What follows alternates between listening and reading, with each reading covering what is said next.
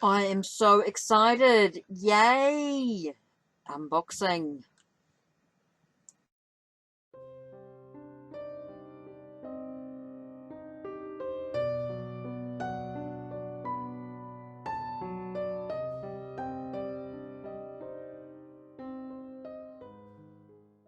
Hi, welcome to HeKate's Crossing. I'm so exciting. I got the Dark Mirror Oracle, which I'm really looking forward to sort of diving into. Now, I got this in particular to go with a certain deck, so we'll see how it goes later, but let's sort of dive into this. Now, I haven't looked at it at all. I just have a look at the guidebook here. It says Dark Mirror. So it talks about what is dark mirror. Potentially it is the murky surface of our wounded, scarred spiritual lakes. As we live out each day in our modern society, our spiritual self is under constant pressure, often neglected and abused, child in the cold mansion of our humanity. We do our best to nurture and protect it, but we often fail, distracted by duty, reason, greed, and unsurprisingly the pull of the material world.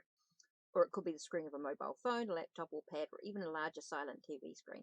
Isn't it ironic that we give to these black devices the power to be the windows to our world? Still, even with all the faults of being human, it's a little cliche to see darkness as our only way to be real and true to ourselves. It's not that. Darkness as light, as hope, as energy, is an ingredient to life, a part of the spiritual as much as it is part of the emotional and of the physical. Darkness is also a metaphor for many psychological processes we go through every day. It's not an unknown world, neither is an unexplored and dangerous land. It's just a part of us. Oracles are a simple tool to ask a question and receive an answer. They allow us to delve deep into the darkness of who we are and why. What changes among them is what kind of questions and what kind of answers. So let's have a look. Here, 5 concept. Okay, so each card within the Dark Mirror Oracle has an aspect relating to one of the following 5 concepts. As you read over each card, use these ideas to understand what is going on in your own spiritual. So we've got the moon. The moon is about the cycle of nature. It waxes and wanes. It gives us rhythm to life in our darkness. Not all darkness is without light, even it is without light of the moon. Okay, grief processing. Pain, mourning, grief, they happen, they come, they stay, and they can break us apart. Our mind cannot fight grief directly. Instead, it slowly processes through the emotions with time, walking through 5 different stages. So denial, anger, bargain, depression, and acceptance. Okay.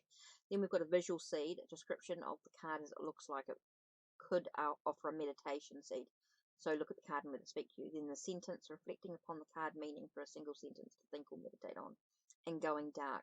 We fear the dark, yet sometimes we need to embrace our fear and walk through it. It's not an easy task because even if we are strong, the darkness can also be strong.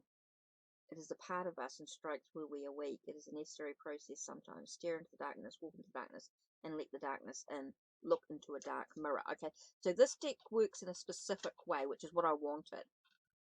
Okay, when you feel sad and dark, when things look uphill, and you are flooded by negative emotions and feelings or lingering memories for those, use the Dark Mirror Oracle. So draw just one card. Take a look at it. Let the card accompany you to the dark side.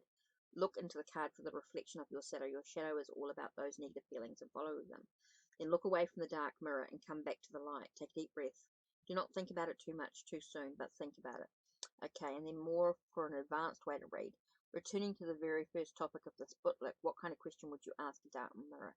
Questions you don't like the answer, questions which force you to change, and questions which make you deal with pain and pressure. So questions you don't like the answer, questions that force you to change. So life is filled with 2 choices. When you're undecided between 2 options, the more you think about them, sometimes the harder it is to make the choice. Smiling to yourself, flip coin. Heads become a choice A, while tails is B. Flip. Just a second before you look at the coin, stop and look within yourself. What are you hoping it will be? What result are you cheering for? That will be your choice. So it gets quite deep, quite a lot into it. And then it says, then it's got questions which make you deal with pain and pressure. So questions you don't like the answer to, questions which force you to change, questions which make you deal with pain and pressure. Okay. It's time to meet the cards and their reflections. Okay, so you look at the moon phase. and the stage where you're at. Then it gives you something to say, gives you a visual seed, a sentence, and then going dark. Ah, I see. Now I understand. So they've got quite a lot into it. Does give you of course you've got to look at the other languages as well. Does talk a little bit about the author.